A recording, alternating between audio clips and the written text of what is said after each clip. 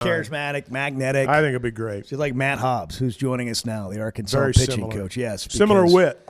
The draft has just concluded, and Arkansas had 11 players taken, which tied Florida State for the most of anybody in the country this year. A fantastic season that ended in Omaha. 4 first-round picks, which tied Tennessee for the most first-round picks. And, Coach, all that's really nice, but I know that leaves you guys figuring out what's next. Players that, you had committed or signed in your signing class, portal players that had committed, players you've lost off your team. I mean, it's a little bit of frenetic time of year, I would imagine, for you. Yeah, first of all, thanks for having me on. But, yeah, it is you're left picking up the pieces today. You look at who got picked and who's going to sign, and whether it's portal kids or freshmen or whoever, it's like you start subtracting players from your team. And, at the same time, you're just so happy for the guys that put in the time here to get picked, right? Those guys that went on day one and then the dudes that went yesterday, just really super excited for the players. And, we saw the journey for a lot of those guys, whether it was 3 years, 4 years, 5 years, 1 year. And then, to see it come to fruition yesterday, it's as much as it's stressful because you're looking at your roster and it doesn't look like it did 3 days ago. You're just happy for the dudes. Matt, first off, congratulations on a great season. And I think a lot of people certainly enjoyed everything that happened during the course of the season. What I wonder about now is through the portal. I've been paying attention. Others have too. It seems like that's going pretty well. I mean, the guys that are coming in seem like they're pretty good players. Yeah, we've been. I can't talk. I don't think I can talk specifically about any of them, but they're good, man. And hopefully they follow the path of those guys that came through last year. I think last year's class was really good, and they were here for the right reasons. And we hope that that's what's happened thus far with the guys that have said they wanted to be Razorbacks, that they're here for the right reasons. That they're not just here to extend their careers by a year, but they're here to try to turn themselves into big leaguers and hopefully win some ball games. But we're excited about where it is. We have more to do, certainly, especially now. We've got more to do, but I think I hope we're attracting the right kind of kids. For those who may not completely understand, it's a little bit of a weird conversation because you can't speak name-wise specifically because some of these guys aren't signed. Yeah, you speak generally. Until they're signed, you can't say their name publicly for, rules purposes and recruiting advantages and all that, which I didn't know we had rules in college athletics anymore. That's one of the few remaining rules. Yeah. It's like, of all the things we're not allowed to do, we're not allowed to do that. I mean, come on. We got John Doe and Jimmy Doe and with all the things that you're allowed to do as a coach that you thought in a million years, 15 years ago, you'd never be allowed to do. We still can't publicly talk about this. I know. Whatever. That's right.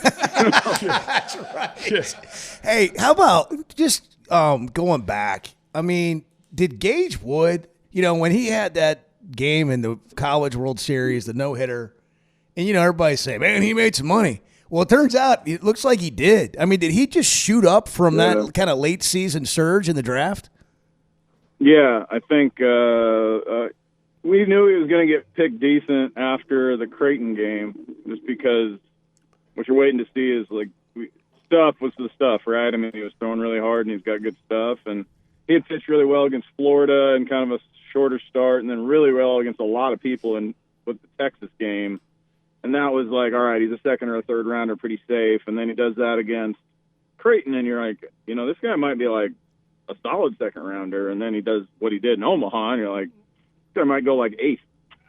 Yeah. I do think when you say he made himself some money, he did. When you guys are dealing with the situation you're in now, I mean, just kind of take us a little bit behind the scenes. You mentioned kind of picking up the pieces a little bit. You expect this. You know it's coming, but it's unlike any other sport that I know of. Maybe it's changed a little bit in terms of other sports with the portal. But when you add the portal into your signing class and then they're getting picked in the MLB draft and you don't know if they're going to go or stay – players that you lose that also have that decision to make or that were drafted off your team, and then portal guys who may be committed to you that then decide they're going to go do something else. Like, what's the process here? It's tough because the volatility is where our draft is and when our portal closes. So a lot of these kids, a lot of these kids get into the portal, and then there's 3 weeks, and they're basically, some of them, not all of them, they're just using you for leverage against the draft. And if they don't sign, they'll come, but they don't really owe you anything. That's the thing that's interesting about this is, like, they owe the person, like, they've put no time into your program, so they don't owe you anything. Like, they're probably grateful that you offered them, but there's no, like, connection there, really. You don't have the time to build a strong relationship in 3 weeks. You just don't. Like, they get in, they pick where they want to go, they commit, and then the draft comes around, and that's what they wanted to do anyway. So the best thing you can do with portal kids is, like, get kids that aren't eligible for the draft. Honestly, those are like a couple of years ago when we got Vahiva, it was like, that's gold, man. That's 2 years. Like, he's not eligible. He was a freshman. And, last year with Root and Cheese, they weren't draft eligible. They couldn't go anywhere. Same thing with Chuck. Not draft eligible last year. He couldn't go anywhere. But you get some of these other guys, and, they're really good players, and you're happy to have them committed, but you look at it and you're like, well, this guy could just sign on us for $6,000 because he just wants to play pro ball, and that's why I think you got to try to be selective about the guys that really want to turn themselves into big leaguers, not the guys that are just happy to be pros. And you see that sometimes, and there's nothing you can do about that. I can't sit there and say, like, to a guy that I've got really no long-term relationship with, hey, you need to do this for the team. They're not going to do that. Yeah. They're not doing that. Like, they're going to do what's best for themselves. And that's what, honestly, like, I say this to our guys too. Like, the third-year players have an option for a fourth year with us. You earn the right to decide whatever you want to do. I'm not going to sit here and try and talk you out of signing. I might tell you, like, here are the things that could happen if you come back, but, like, ultimately it's their decision because they've earned the right to make that decision. Like, these other guys have earned the right for with somebody else, not with me or not with, us. So it's just a volatile time trying to figure out the roster based on the timing of our draft and where the MLB placed it for the All-Star game, which is ridiculous. Like, it doesn't need to be 3.5 weeks after the season ends. Really? Like, it needs to be closer than that. It's a joke. That's crazy. And, it's for like, they put it around the All-Star game a couple years ago. And frankly, like, unless you're a college baseball fan or a parent or one of the, like, the fans aren't tuning in to watch the draft. Like, they're tuning in to watch the All-Star game. They don't know these kids. That's right. Like, there's so many. Put it closer. Yeah. Put it in Omaha. Like, that's where your fan base is, like, super excited about everything. And before the COVID shutdown, the draft was supposed to be in Omaha that year. And, like, then you got your high level players there. You got fans that are rabid and excited about it. You'll have some real juice for the draft around college baseball because, frankly, like, that's where the majority of these fans are. Like, if you look at the SEC and how many people are coming to our games and the fan bases are so wild and they want to see their kids get picked, like, imagine that's in Omaha around, 5 or 6 SEC teams or 4 SEC teams in Omaha. Like, it would be insane. And again, I don't get to make those decisions. Hopefully somebody, when they redo the CBA, hopefully something gets fixed. But where the draft is and where the portal closes, and it does not benefit college baseball. One of the things I noticed, Matt, watching the first round or, checking the ticker was that, it seemed like there were a great number of high school players taken, and there always are. And I wonder, with the portal now, and I don't know the answer, it's why I'm asking, I wonder, are the pros trying to sign the kids earlier now? Do they feel more pressure to try to get the kids out of high school as opposed to having them go to college? Is the portal, or not the portal, but the NIL, the money, does all that affect things in terms of how the pro teams are viewing high school players and college players? Yeah, it allows for professional baseball to prey on the fears of 17 and 18-year-olds. Yeah, that's what I wondered. Like, basically saying, like, hey, if you go to a place like Arkansas, there's no way you're going to get on the field as a freshman. You should just sign with us for way less money. Mm-hmm. And it's just trying to, again, like, their job is to try to get players for as little as possible, and I get it. But, like, if you're a younger player and you really look at this thing rationally, you have to look and say, all right, as a freshman, is it tough to play at an SEC school? It was anyway. Before the portal, it was tough to play as a freshman in the SEC, and now it is difficult, but it doesn't mean it's impossible. And the last time I checked, nobody got drafted their freshman year at a 4-year school. It's impossible. You can't do it. So it's like, don't skip this process of what could be a great. Don't skip what Gage Wood didn't skip. Right? He didn't skip it. He went through the process, and he's a millionaire because of it. And the same thing can be said for a lot of players all over the country. You don't have to run from the opportunity that, like, maybe I won't play as much as a freshman, and that be the reason why you're going to take significantly less money than you're worth. It's like giving a deal. You're like giving a professional baseball team pennies on the dollar. And all for the fear of you might not play as a freshman. It's like, that's ridiculous. Yeah. And I think that that's being used quite a bit now. And, hopefully all we can do is say there's going to be older players in our league for the rest of eternity until the portal's different. And I don't know when that's going to happen. So there's always going to be older players in our league. That's the way that it is. Look around the country. Any good league, you're going to have older players. And the thing you have to impress upon younger players is there's a process to getting better, whether you sign or whether you go to college.